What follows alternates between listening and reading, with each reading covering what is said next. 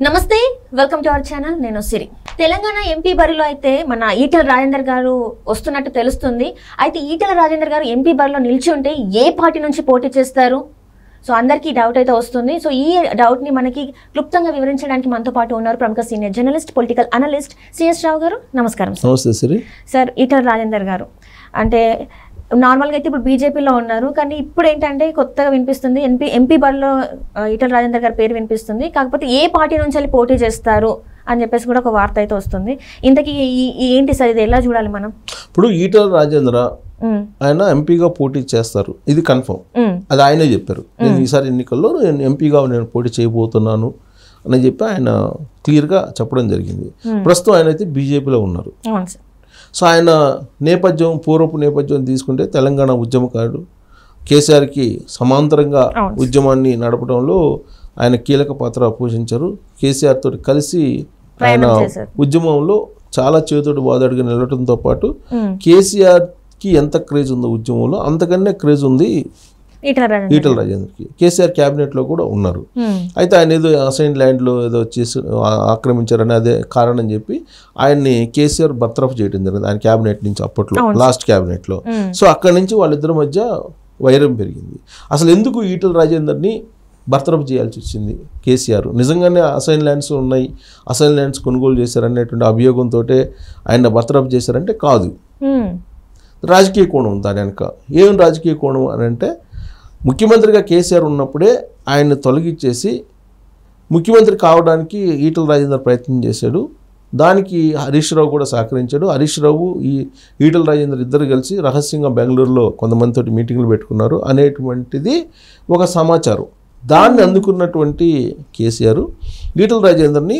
బర్తరఫ్ చేసేలాగా ఒక ప్లాన్ చేసి ఈ అసైన్ ల్యాండ్స్ వ్యవహారం దీన్ని అంతటినీ బయటికి తీసుకొచ్చాడు అనేది చర్చ అందరికి తెలిసినటువంటి అంశం దాని మీద చర్చ అప్పట్లో జరిగింది ఆ తర్వాత ఆయన సేఫ్ గార్డ్ కోసం ఆయన అరెస్ట్ చేయాలని కూడా ప్రయత్నం చేశారు అప్పుడు కేసీఆర్ సో అప్పుడు బీజేపీలో ఆయన చేరడం జరిగింది బీజేపీలో చేరి ఆయన టీఆర్ఎస్ పార్టీకి రాజీనామా చేయటం ఎమ్మెల్యే పదవికి రాజీనామా చేయటం ఆ తర్వాత హుజూరాబాద్ నుంచి ఆయన పోటీ చేయటం హుజూరాబాద్ నుంచి గెలవడం ఆ హుజూరాబాద్లో ఈటెల రాజేందర్ని ఓడగొట్టడానికి రైతు బంధు పథకాన్ని అనౌన్స్ చేయటం కేసీఆర్ ఇవన్నీ కూడా చాలా జరిగాయి అయితే హుజూరాబాద్లో ఎట్టగెలకు ఆయన ఎమ్మెల్యే గెలిచాడు మళ్ళీ ఆయన అసెంబ్లీలోకి అడుగు పెట్టారు బీజేపీలో కొనసాగుతూ ఉన్నారు బీజేపీలో కొనసాగుతున్నటువంటి పరిస్థితుల్లో బీజేపీలో ఆయనకు ప్రాధాన్యత లేదు అనేది అప్పట్లో బాగా వినిపించింది ప్రాధాన్యత లేదు తగినంత ప్రాధాన్యత లేదు ఇతర ప్రాధాన్యత ఇవ్వట్లేదు ఆయన్ని బీజేపీ తెలంగాణ అధ్యక్షుడిగా చేయాలి అనేటువంటి ఒక డిమాండ్ ఆయన అభిమానుల నుంచి వచ్చింది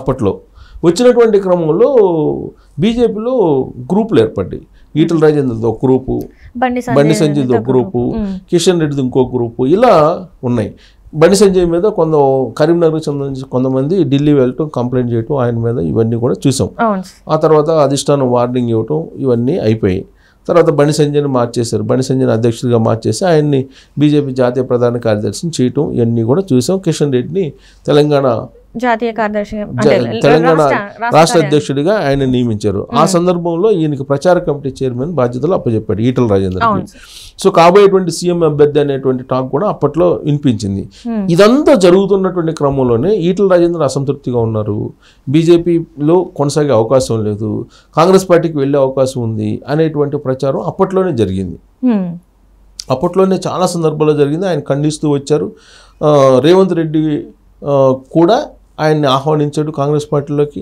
వాళ్ళిద్దరు మాట్లాడుకున్నారు రహస్యంగా అనేది కూడా వినిపించింది మాట్లాడుకున్న విషయం ఈటెల రాజేందర్ కూడా చెప్పారు సో కాంగ్రెస్ పార్టీలోకి వెళ్ళొచ్చు అనేటువంటి ప్రచారం కూడా అప్పట్లో చాలా బలంగా జరిగింది సో బలంగా జరిగినప్పటికీ ఆయన బీజేపీలో కొనసాగుతూ బీజేపీ ప్రచార కమిటీలో చైర్మన్గా ఉంటూ ఎన్నికలను నిర్వహించారు సో ఆ ఎన్నికల్లో 8 మందితోటి పరిమితమైంది బీజేపీ ఆయన ఈటెల రాజేందర్ 2 చోట్ల పోటీ చేసి 2 చోట్ల ఓడిపోవడం జరిగింది ఇక్కడ గజ్వేల్లో ఓడిపోయారు హుజూరాబాద్లో ఓడిపోయారు 2 చోట్ల ఓడిపోయారు 2 చోట్ల ఓడిపోయిన తర్వాత ఆయన గ్రాఫ్ పడిపోయింది అనేది బీజేపీ గ్రహించింది అంటే ఆయనకి అంత ఊహించినంత బలం లేదు అనేది ఒకటి బీజేపీలో ఉంది సో బీజేపీలో ఇప్పుడు ఏంటి బీజేపీలో ఆయనకి అంత తగిన ప్రాధాన్యత లేదు నెక్స్ట్ ఎలక్షన్లో లోక్సభ ఎన్నికల్లో ఆయనకి అసలు ఎంపీగా కంటెస్ట్ చేసే అవకాశం ఇస్తారా లేదా అనేటువంటిది ఒక చర్చ జరుగుతుంది ప్రస్తుతానికైతే ఆయనకి ఎక్కడ సీట్ ఇస్తారు ఏంటి అనేది కూడా తెలియట్లేదు అంటే ఇంకా ఎంపీకి సంబంధించి అభ్యర్థుల ఎంపిక సంబంధించి కసరత్తు జరుగుతుంది. సో రేపటి నుంచి ప్రచారానికి వెళ్తుంది బీజేపీ రాష్ట్ర వ్యాప్తంగా.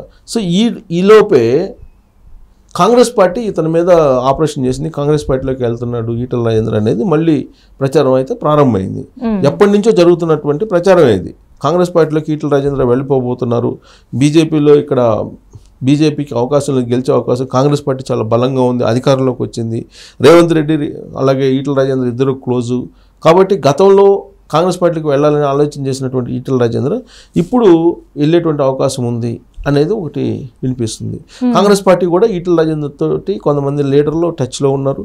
ఈటల రాజేందర్ కూడా కాంగ్రెస్ పార్టీకి వెళ్ళాలి అనేది చాలా కాలం నుంచి ఆయన మనసులో ఉంది అనేది చాలా సందర్భాల్లో వచ్చినటువంటి టాక్.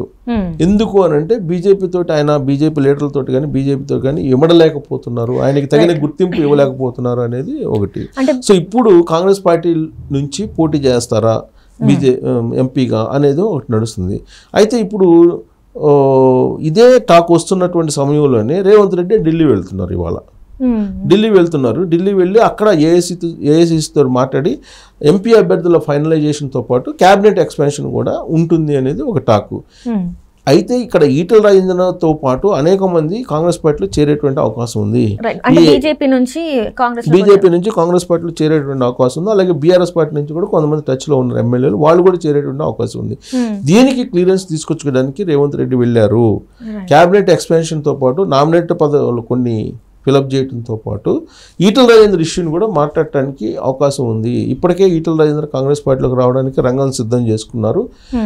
ఏఐసిసి నుంచి వచ్చేటువంటి హామీ ప్రకారం ఆయన వచ్చేటువంటి అవకాశం ఉంది కాంగ్రెస్ పార్టీలోకి అనేది ఒకటి. అది కూడా మల్కాజ్గిరి నుంచి ఆయన పోటీ చేసేటువంటి అవకాశం ఉంది అనేది కూడా ఒకటి వినిపిస్తుంది.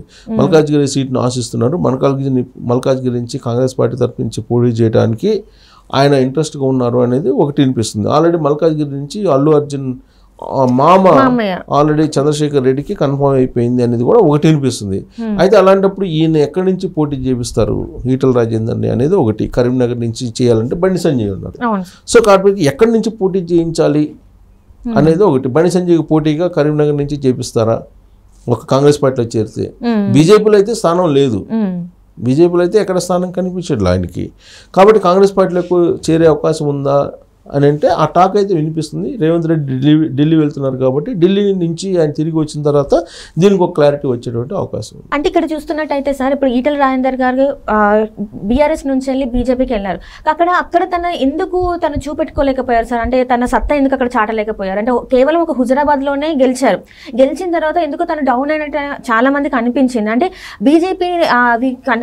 బీజేపీని తను ఓన్ చేసుకోలేకపోయారా లేకపోతే ఏంటి? మళ్ళీ ఇప్పుడు అంటే మీరు అంటున్నారు కాంగ్రెస్లోకి వెళ్ళే అవకాశం ఉందని.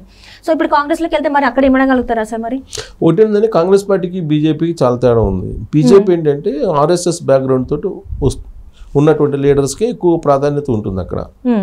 ప్లస్ అక్కడ ఏంటంటే అధిష్టానం ఏది చెప్తే అదే, అంతర్గత ప్రజాస్వామ్యం తక్కువగా ఉంటుంది అనేది ఒకటి బీజేపీలో.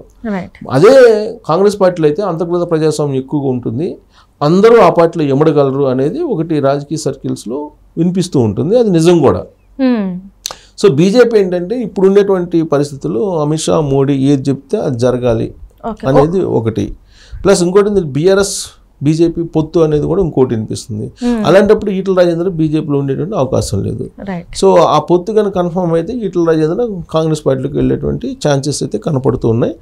లేదంటే ఆ బీఆర్ఎస్ బీజేపీ ఈ రెండు అలయన్స్లో కనుక ఆయనకి ఏదైనా ఎంపీ సీట్ ఎక్కడి నుంచి ఇస్తే అప్పుడు ఏమన్నా ఆలోచించే ఛాన్సెస్ ఉన్నాయి. కానీ బట్ ఇప్పుడైతే ఆయనకి ఎంపీగా పోటీ చేసే అవకాశం ఇస్తారా లేదనేది ఒక డౌట్ ఉంది బీజేపీ నుంచి. కాబట్టి కాంగ్రెస్ పార్టీకి ఆయన చేరే అవకాశం ఉంది అనేటువంటి ఒక టాక్ అయితే ఉంది. సో కాబట్టి ఇమ్మడతారా ఆ పార్టీలు అంటే బీజేపీలో ఇమ్మటం కొంచెం టఫ్. కాంగ్రెస్ పార్టీలో అంతర్గత ప్రజాస్వామ్యం ఎక్కువ, ఎవరి వాళ్ళకి వ్యక్తిగతమైన స్వేచ్ఛ ఉంటుంది, వ్యక్తిగత అభిప్రాయాన్ని వ్యక్తం చేయొచ్చు, అంత స్వేచ్ఛ ఉంటుంది. ప్లస్ అధిష్టానం దగ్గర కూడా వెళ్ళి మాట్లాడచ్చు. బట్ బీజేపీలో అధిష్టానంతో అంత ఈజీగా అందరూ మాట్లాడే ఛాన్సెస్ ఉండవు. కాబట్టి ఫ్లెక్సిబిలిటీగా ఉండేటువంటి పార్టీ ఏదైనా ఉందంటే కాంగ్రెస్ పార్టీ. అందుకే బహుశా నేను అనుకోవటం కాంగ్రెస్ పార్టీ వైపు ఆయన మొగ్గు చూపుతున్నారేమో అనేటువంటిది వస్తున్నటువంటి టాక్కి మనం విశ్లేషణ చేసుకోవచ్చు. Right sir, right. Thank you so much. Thank you.